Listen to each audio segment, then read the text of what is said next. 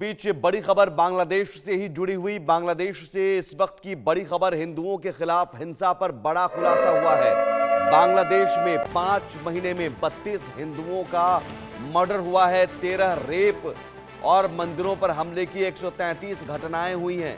अल्पसंख्यक संगठन की रिपोर्ट में यह दावा किया है।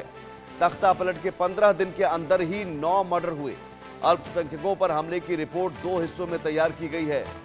तो लंबे छात्र आंदोलन के बाद शेख हसीना सरकार का तख्ता पलट हुआ अगस्त में, और उसके बाद जो हिंसा का दौर शुरू हुआ वो लगातार जारी है।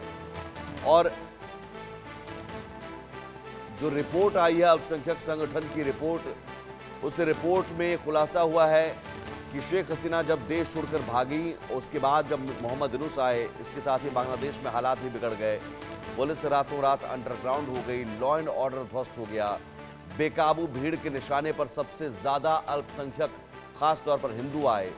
Bangladesh Hindu Buddhist Christian unity council की रिपोर्ट के मुताबिक बांग्लादेश में सांप्रदायिक हिंसा में 32 हिंदुओं की हत्या की गई।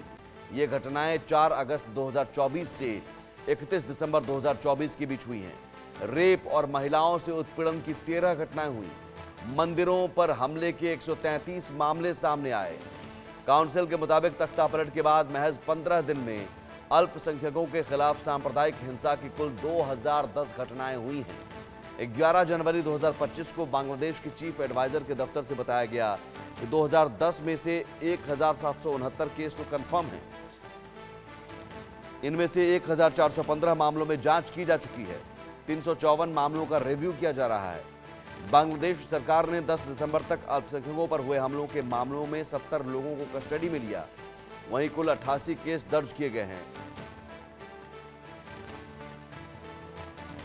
तो ये अपने आप में बड़ा खुलासा। बांग्लादेश में 5 महीने में 32 हिंदुओं का मर्डर किया गया। 15 दिन, तख्ता पलट के 15 दिन के अंदर ही इनमें 9 मर्डर हो गए। 13 रेप की घटनाएं हुई और मंदिरों पर हमले की 133 घटनाएं हुई।